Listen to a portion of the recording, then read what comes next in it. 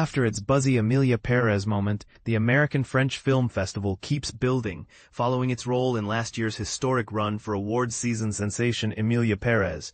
The American French Film Festival returns with a 2025 lineup, boasting a pair of projects with Hollywood pedigrees, alongside an array of potential breakouts. As the world's largest film festival dedicated to French cinema and television series, TAFF, which kicked off on Tuesday and runs through November 3rd, represents a collaboration between the French and U.S. film and television industries that was established when the Franco-American Cultural Fund began in 1996. Celebrating the partnership between French Association SACEM and the U.S. Guild organizations, namely the Directors Guild of America, the Motion Picture Association, and the Writers Guild of America West. The screenings and events for the 29th annual installment take place at the DGA Theater Complex in Los Angeles. Among the 70 film and TV titles selected for this year's edition is opening night selection, A Private Life, with French filmmaker Rebecca Zlotowski's mystery feature showcasing Jodie Foster's first role entirely in the French language. Foster, a two-time Oscar winner who speaks fluent French, received a Lifetime Achievement Award at the screening.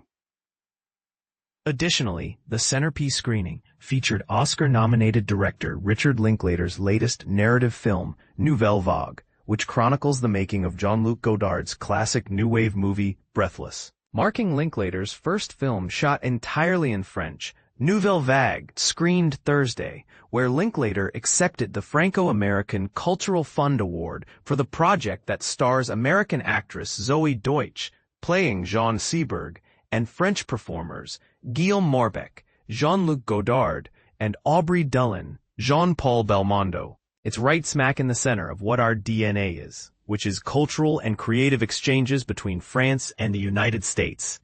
TATFFF Deputy Director Anushka Van Riel tells The Hollywood Reporter about Nouvelle Vague, adding that an American director leading a French cast and crew offers an amazing mix for what we are seeking. Cultures feeding each other through creativity. Other standout titles at this year's festival include Jafar Panahi's It Was Just an Accident, which won the Palme d'Or after premiering at Cannes and became France's selection for the International Feature Oscar. Also screening at TATFFF are the Isabelle Huppert-led The Richest Woman in the World and the Brigitte Bardot-focused documentary Bardot, along with various TV series and short films. In addition to its screenings, a highlight of TAFF's programming is a DGA-sponsored filmmaker panel with Linklater, Jason Reitman, Saturday Night, and recent Oscar winner Sean Baker, Honora. Former DGA president Taylor Hackford, the Oscar-nominated Ray director, moderates the conversation. The subject is the vitality of the feature film and why we must fight to rejuvenate the experience of going into the cinema and seeing a film on the big screen, Hackford says. These are people who are working directors, facing an existential crisis in our business.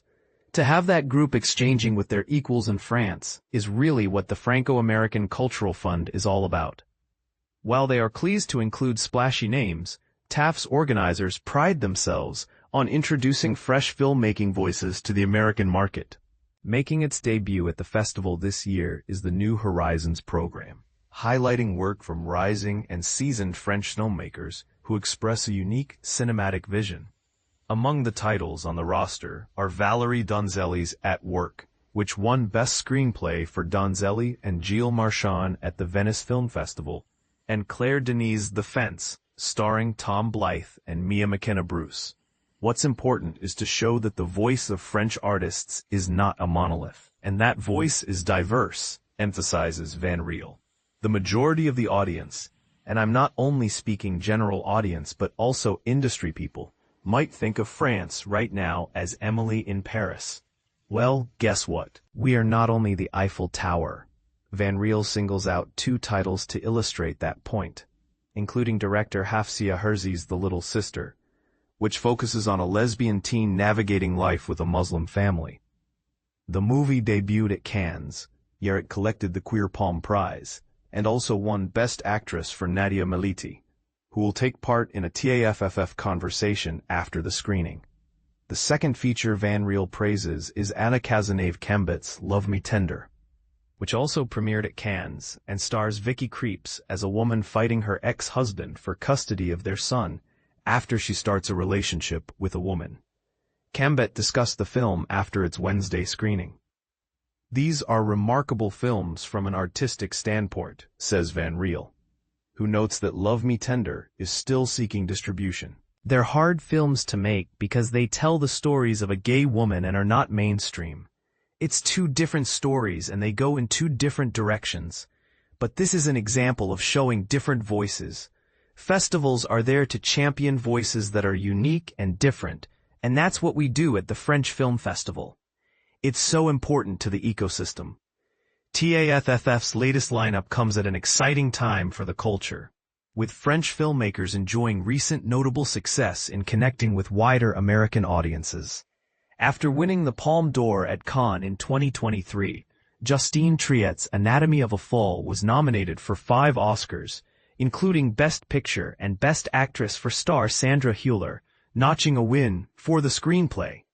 Last year's genre breakout The Substance, filmed in France with almost an entirely French crew, going on to nab the makeup Oscar.